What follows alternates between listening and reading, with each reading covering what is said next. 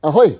Welcome to another edition of the Slim Film Festival Bubbles, our daily encounter with some of the most bubbly guests in this year's festival. And today we have the very bubbly Jasna Krajinović with us. Welcome, Jasna.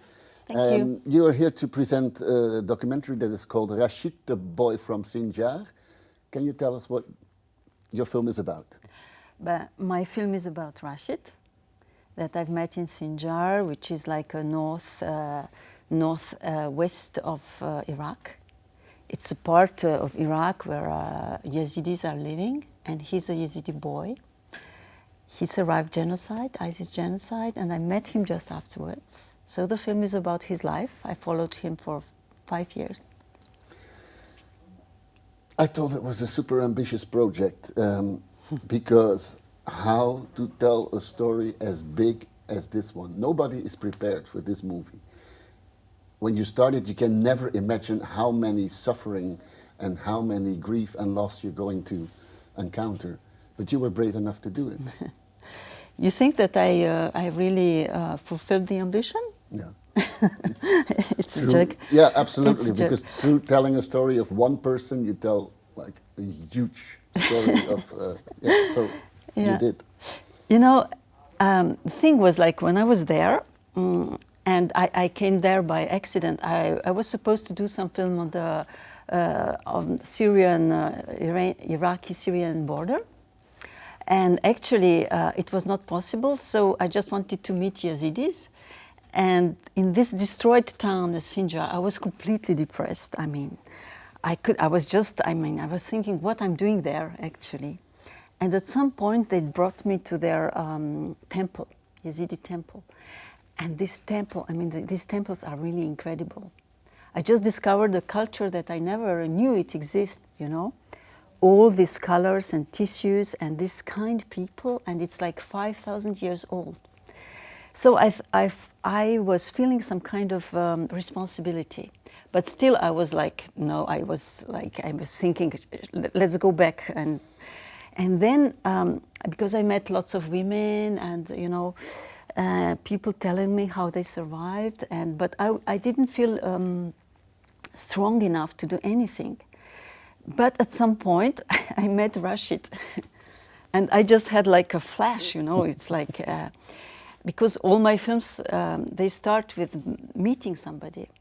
So I met him, and I was just like, I just saw my film, you know. But he didn't want to be filmed. Actually, he didn't want to be filmed. That was my next question. Yeah. How comfortable is he? Because you see that he is... he's so insecure about himself and about why he still is on the planet and why he is alive and why all these things happen to his family. And I can't imagine he was comfortable with the attention that he gets from the camera. Oh, you know, like the first moments, he said to me, I will not do the film with you. And then we were staying at his family, and then he took a piece of paper and he wrote me a letter instead of talking to me. And with this letter, I went back to Belgium and I translated it, and it was beautiful. It was saying like, we suffered a lot, we Yazidis, but the most of suffering is gone to the women. And my mother, my sisters, my friends. And what is terrible is what our land is hiding, because there are lots of people were killed and then covered. Everything was covered up. But it was an invitation to make a film. And when I came back, he was much more ready, but he was like blushing and all this. Yeah, and then we. Little by little, you know, we constructed our relationship, and us coming to him and filming him was a kind of meeting the rest of the world. And we were kind of people that we brought like the opening, you know, and on the other side he was giving to us, what you can see in the film, but even much more. We became really good friends, and year after year this friendship got stronger. And this is, you know, this is also how I work with my protagonist. So it was a very profound exchange. And I think you already answered here the next question that I had for you. All the poetry. I just see in your mind, you know. You make all these bridges. Yeah. The poetry, there's a lot of poetry in what he says. So it is his poetry. All the beauty in the words comes from Rashid himself. Yes, yes. Actually, it's like also their language, and I was lucky enough to have good translators. Of course, every day, I mean, every evening after filming, it was noting down the translations to understand what they said, and then to be able to continue the next day. But their language is very poetic, and also, you know, they. Like Rashid, he doesn't have a very lots of he uses like words, few words to express many things, and lots of things come from his expressions, which is very interesting for us filmmakers, because we are filming what is not said, what is expressed. So, and when we see him growing up, also, it's like as a boy. He will tell everything, but then when he grows up, everything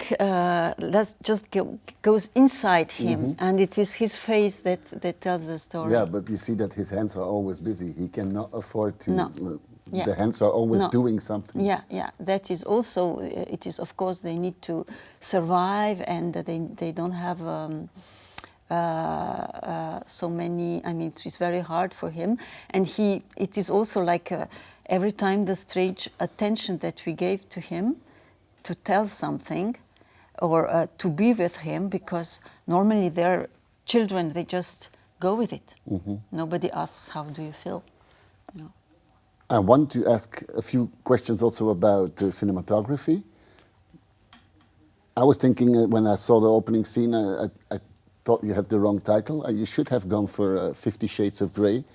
Because everything is grey there, and it comes in a million different shades. When you see the destroyed town of Sinjar, how did you work with that greyness?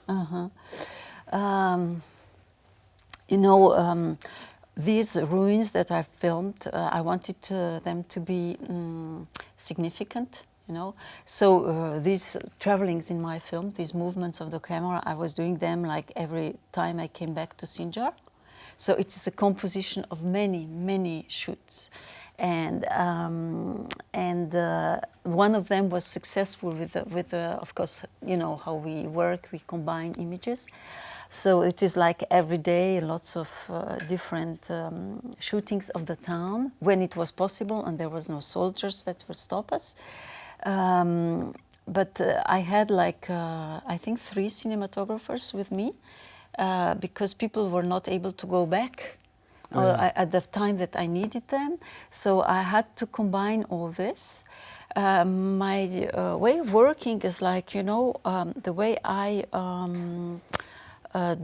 film is like I look at the reality as a fiction, and also I then deconstruct the camera work in a fictional way.